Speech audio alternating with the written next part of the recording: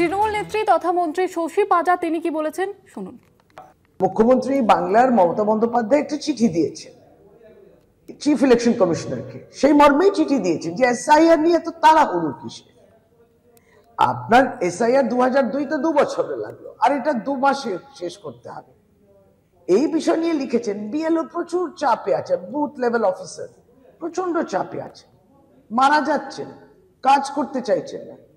31 জন মানুষের মৃত্যু হয়েছে বাংলায় এই এসআইআর এর মাধ্যমে। আপনারা যেভাবে ভয় দেখিয়েছেন, আতঙ্ক তৈরি করেছেন, আপনারা চান যে মানুষ ভয় পাক, বাংলাকে ভয় দেখাতে হবে, বাংলাকে কবজা করার এই চেষ্টা আপনার রাজনৈতিক লড়াই নয়, আপনি কবজা করতে চান।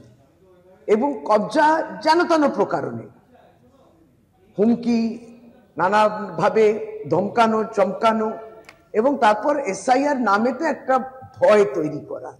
আপনার কাছে কি এই মৃত্যু যেগুলো হলো, সেই পরিবারের কান্না, সেই পরিবারের কষ্ট স্পর্শ করে না, পৌঁছয় না আপনার চোখ অব্দি? আপনি কানে সেটা কি শুনতে পান না? আপনার হৃদয়ের মধ্যে ব্যথা হয় না? বিএলওরা যেভাবে কষ্ট পাচ্ছেন, এই যে সবটাই 1 মাসের মধ্যে করতে হবে, এই বিষয়টা তারা কষ্ট পাচ্ছেন, পেরে উঠছেন না, এইগুলোতে আপনারা নজর দিচ্ছেন না। এইগুলো নিয়েই মমতা বন্দ্যোপাধ্যায় লিখেছেন চিঠিতে। এসআইআর এর কোথায় বিষয়টা ডেঞ্জারাস পর্যায়ে গেছে, ভয়ানক জিনিসটা হয়েছে, সেটাই তিনি লিখেছেন।